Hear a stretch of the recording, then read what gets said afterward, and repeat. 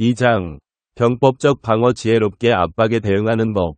압박은 싸움을 걸어오지만 당신은 전쟁을 선택할 필요가 없습니다. 손자는 싸우지 않고 이기는 것이 최고의 승리라고 말했습니다. 현대 심리학이 발견한 것은 이 고대 지혜와 놀라울 정도로 일치합니다. 우리가 압박을 느낄 때 첫 본능은 종종 저항입니다. 하지만 생각에 관한 생각의 저자 데니얼 카너먼이 보여준 것처럼 우리의 빠른 직관적 사고는 때때로 함정으로 이끕니다. 이 장에서는 손자병법의 영원한 지혜를 현대 심리학과 결합하여 압박과 싸우지 않고도 그것을 지혜롭게 다스리는 법을 배워보겠습니다. 당신이 바다라면 파도는 단지 당신의 표면입니다. 깊은 곳은 항상 고요합니다. 가장 강력한 전략은 유연하게 견디는 것이다. 손자. 첫 번째 지혜. 지피지기 자신과 압박을 있는 그대로 이해하기. 손자의 가장 유명한 말은 적을 알고 나를 알면 100번 싸워도 위태롭지 않다. 입니다. 현대적 관점에서 이는 압박의 본질과 자신의 반응 패턴을 이해하는 것을 의미합니다. 심리학자 데니얼 카너먼은 우리의 뇌가 두 가지 시스템으로 작동한다고 설명합니다. 시스템 1은 빠르고 직관적이며 시스템 2는 느리고 분석적입니다. 압박 상황에서 시스템 1이 과잉 활성화되면 우리는 종종 성급한 판단을 내립니다. 원싱의 저자 게리 켈러는 중요한 결정을 내리기 전에 질문할 것을 권합니다. 만약 이 일을 하지 않는다면 무엇을 하겠는가? 이 질문은 압박에서 한 걸음 물러나 더 넓은 시야를 얻도록 도와줍니다. 당신이 직면한 압박이 정말 당신의 에너지를 쏟을 가치가 있는 것인지 아니면 단지 시스템 1위 반응에 불과한지 구분하게 해줍니다. 실제 적용을 위해 압박 일지를 시작해보세요. 압박을 느낄 때마다 그 상황을 객관적으로 기록하세요. 무엇이 압박인지, 언제 시작되었는지, 신체적 감각은 어떠한지, 어떤 생각이 떠오르는지 적어보세요. 이 간단한 행동이 시스템 2를 활성화시킵니다. 당신은 압박을 경험하는 사람이 아니라 압박을 관찰하는 사람이 됩니다. 아주 작은 습관의 힘의 저자 제임스 클리어가 말했듯 작은 행동의 반복이 큰 변화를 만듭니다. 압박 일지는 바로 그 작은 행동입니다. 심리학자 켈리 맥고니걸의 연구는 흥미로운 발견을 했습니다. 그녀는 스트레스 자체가 해로운 것이 아니라 스트레스에 대한 우리의 믿음이 해롭다고 말합니다. 스트레스를 도전으로 받아들이는 사람들은 실제로 더 건강하고 생산적이었습니다. 이것이 바로 지피지기의 현대적 적용입니다.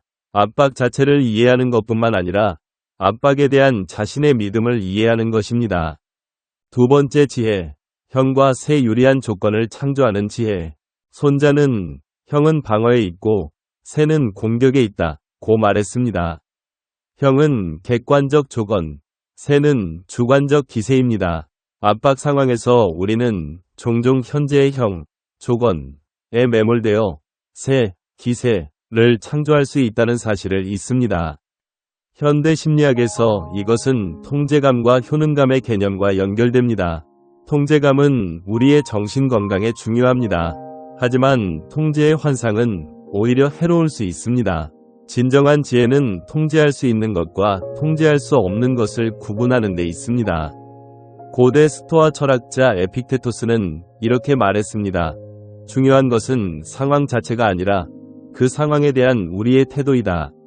이것이 새, 기세를 창조하는 핵심입니다. 조건을 바꿀 수 없을 때 조건을 바라보는 우리의 시각을 바꿀 수 있습니다.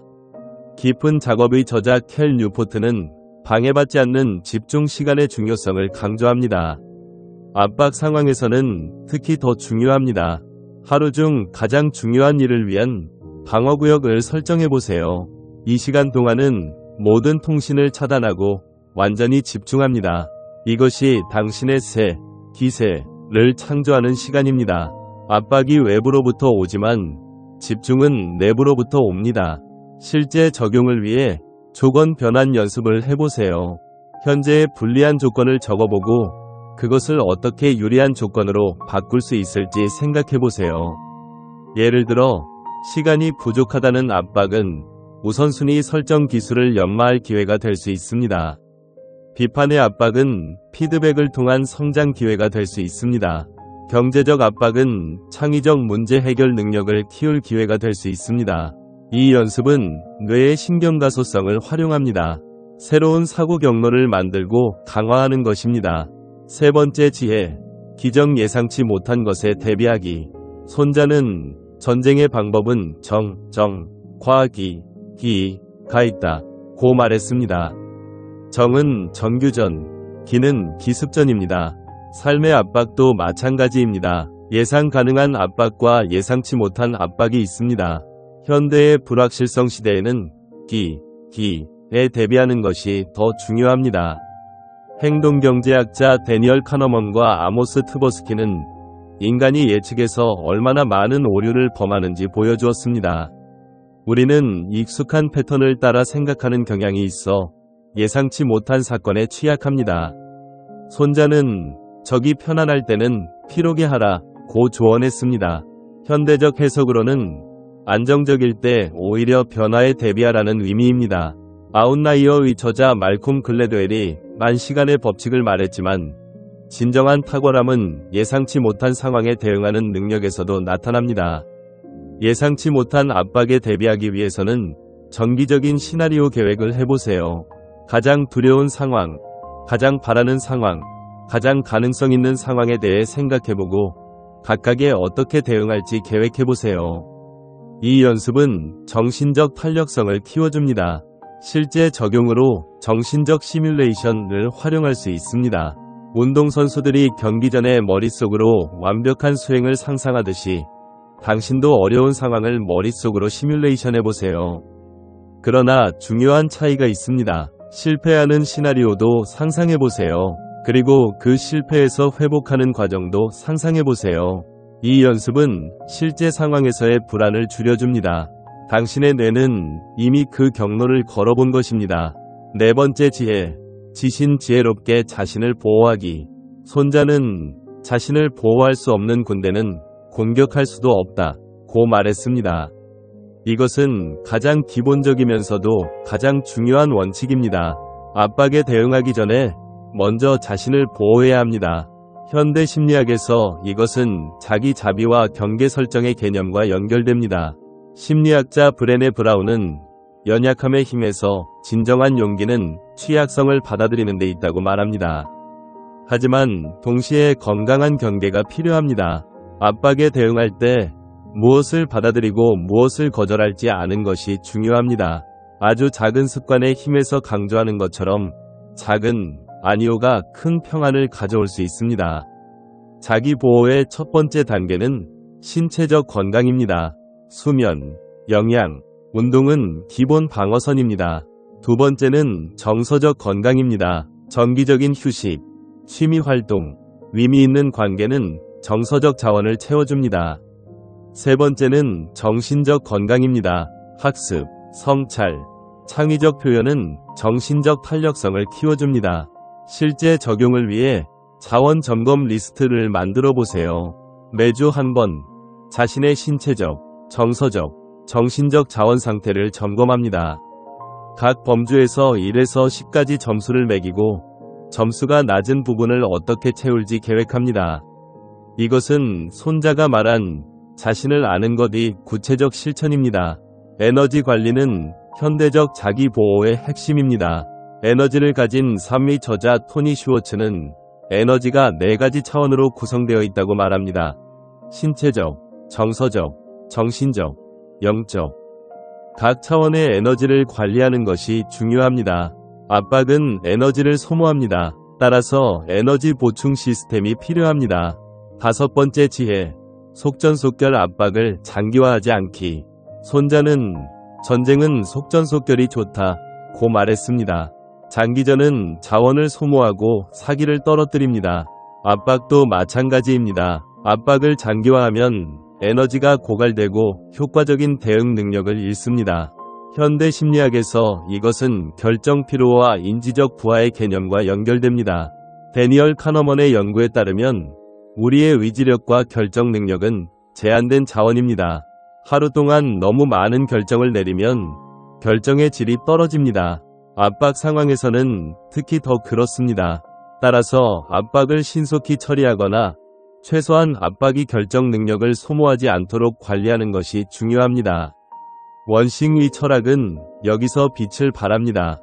가장 중요한 한 가지에 집중하고 나머지는 잠시 접어두거나 위임하거나 포기하는 것입니다. 압박이 여러 방향에서 올 때 모든 것에 대응하려 하면 오히려 아무것도 제대로 대응할 수 없습니다. 하나를 선택하고 집중하는 것이 더 효과적입니다. 실제 적용을 위해 결정 자동화 시스템을 만들어 보세요.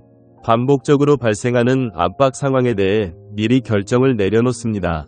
예를 들어 업무 중단 요청이 들어왔을 때의 기준, 추가 업무 요청에 대한 응답 방식, 비판에 대한 반응 패턴 등을 미리 정해놓습니다. 이렇게 하면 실제 상황에서 결정 에너지를 절약할 수 있습니다. 시간 관리도 속전속결의 일환입니다. 깊은 작업에서 강조하는 시간 블록 계획법을 활용하여 중요한 작업을 위한 방해받지 않는 시간을 확보합니다. 이 시간 동안은 모든 압박을 차단합니다. 긴급한 일이라도 이 시간이 끝날 때까지 기다리게 합니다. 이것이 당신의 속전속결 전략입니다. 6번째 지혜, 치심 마음을 다스리는 최고의 기술. 손자는 적의 마음을 공격하는 것이 최고의 전략이라고 말했습니다. 현대적 관점에서 이것은 우리 자신의 마음을 다스리는 기술로 해석될 수 있습니다.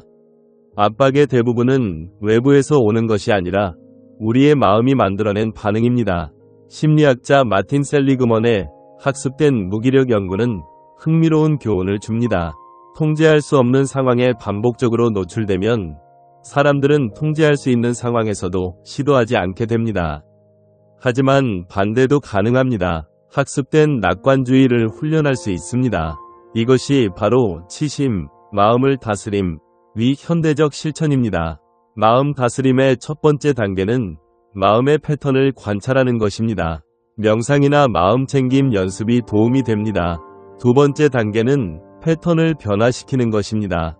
인지적 재구성 기술을 사용하여 부정적 사고를 더 균형 잡힌 사고로 바꿉니다. 세 번째 단계는 새로운 패턴을 강화하는 것입니다. 긍정적 경험에 주의를 기울이고 감사 연습을 하며 성공을 기록합니다. 실제 적용을 위해 마음 재편성 연습을 시작해보세요. 하루에 10분 동안 마음속에 떠오르는 생각을 관찰합니다. 특히 압박과 관련된 생각에 주목합니다. 그 생각이 사실인지 질문해보세요. 다른 해석은 가능한지 생각해보세요. 이 생각이 도움이 되는지 평가해보세요. 이 간단한 연습이 인지적 유연성을 키워줍니다. 연약함의 힘에서 브레네 브라운이 강조하는 자기 자비도 마음 다스림의 일부입니다. 압박 상황에서 우리는 종종 자신에게 엄격합니다.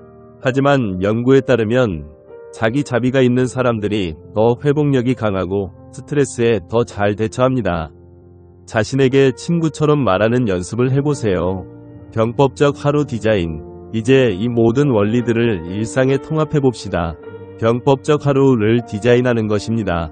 이는 단순한 시간 관리가 아니라 에너지와 주의력의 전략적 배치입니다. 아침에는 지피지기 시간을 가집니다.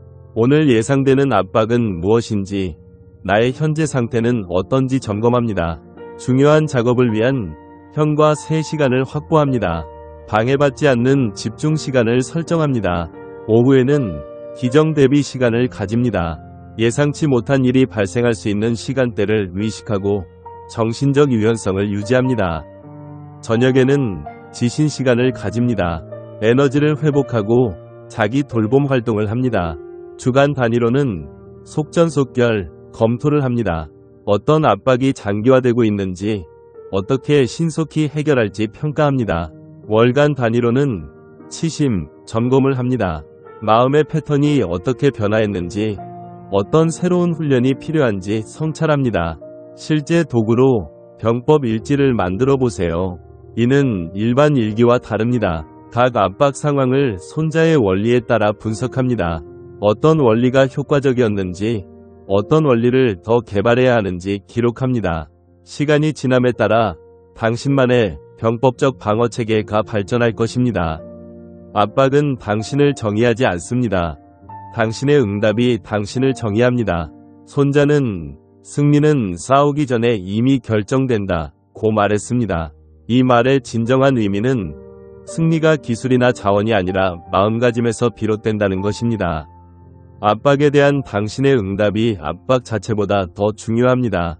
이 장에서 배운 원리들은 단순한 기술이 아닙니다. 그것들은 삶을 바라보는 새로운 렌즈입니다. 압박을 위협이 아니라 성장의 기회로 바라보는 렌즈입니다. 통제할 수 없는 것에 저항하기보다 통제할 수 있는 것에 집중하는 렌즈입니다. 단기적 승리에 집착하기보다 장기적 평안을 추구하는 렌즈입니다. 기억하세요. 가장 강력한 방어는 때로는 공격이 아닙니다. 그것은 이해입니다. 이해할 때 두려움이 사라집니다. 이해할 때 선택이 명확해집니다. 이해할 때 평안이 찾아옵니다. 다음 장에서는 이 병법적 지혜를 더 깊은 차원으로 확장해 보겠습니다. 양자역학의 원리가 어떻게 우리의 압박 관리와 평안 추구에 통찰을 주는지 탐구하겠습니다. 하지만 그 전에 오늘 하루는 이 새로운 렌즈로 삶을 바라보는 연습을 해보세요. 압박이 올 때 저항하기 전에 이해하려 해보세요. 싸우기 전에 관찰해보세요. 반응하기 전에 호흡해보세요. 당신은 이미 평안합니다. 그것을 기억하기만 하면 됩니다. 압박은 파도입니다. 당신은 바다입니다. 파도는 오고 가지만 바다는 항상 그곳에 있습니다. 당신의 평안이 깊어지길, 당신의 지혜가 성장하길, 당신의 삶이 조화로 가득하길 바랍니다.